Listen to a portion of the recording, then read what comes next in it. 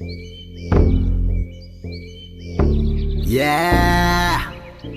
yeah. Da. Copycats Class B.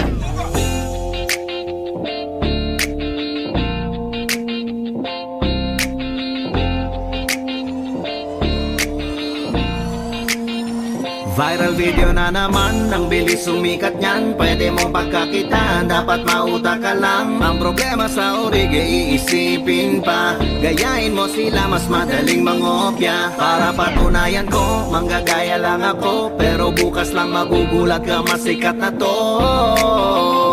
Kaya wag nang umeffort pa.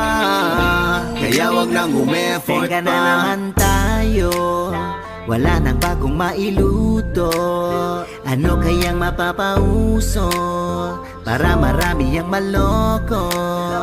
Hanap-hanap lang sa YouTube at sa Instagram. Ano ba ang nagte-trending nung nakaraan? Ilang beses ka na rin naman kumita dyan. Ayaw mo lang naman kasi na mahirapan. Sige, gayahin mo na now para lang mas madali. Di kailangan mag-effort, ba't ka pa mag-iisip? Pag may sumita, kamot at sabay ngiti, ang akala ko okay lang kasi pakopya-kopya lang, para lang naglilibang. Na-inspire lang naman, hindi naman nanlalamang. Dapat patunayan nyo na ginagaya ko yan. Dahil kahit sa tignan, may lusot ako dyan. Alam kong masama yung style, iwan tamat. Pero mas masama naman kung mag-post ng nakahubad. Kahit ang dami na natin na lahat, magkamukha lahat tayo mukhang tanga, hindi naman ako mag-isa.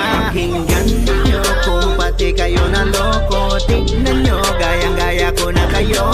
Tignan nyo, magba-viral na rin ako. Sinasabi ko sa'yo, 2 days lang sikat na to. Video na naman, ang bilis sumikat niyan. Pwede mong pagkakitaan, dapat mauda ka lang. Ang problema sa orige, iisipin pa. Gayahin mo sila, mas madaling mangopya. Para patunayan ko, manggagaya lang ako. Pero bukas lang magugulat ka, masikat na to. Kaya wag nang umeffort pa. Mapapansin ba nila pag ikaw tumapat? Ang dami dyan ngayon sa pagsikat na aata. Gustong ma-feature sa mga issue, sali lahat sa mga tao na feeling medyo kadiri, feeling sikat. Huyo ka, bakit ka pa nakikisabay? Mali-mali ang mga hirit, pare sobrang sablay. Tinatawanan nyo pero kayo ang ninakawan, dahil parang kayo naman ang naiisahan. Kaya gayahin mo sila pero pabor sa'yo di nila alam na pwedeng bara-bara. Tapos sa'yo na nakikinig ang mga tao, may lumipat ng iba. Konti na lang pare, masikat ka na sa kanila. May nagsabi na sa'yong wag nang umulit. Ang kulit mo rin pasaway ka. Sang katutak na na tao ang nagalit. Manggagaya ka na naman ng iba.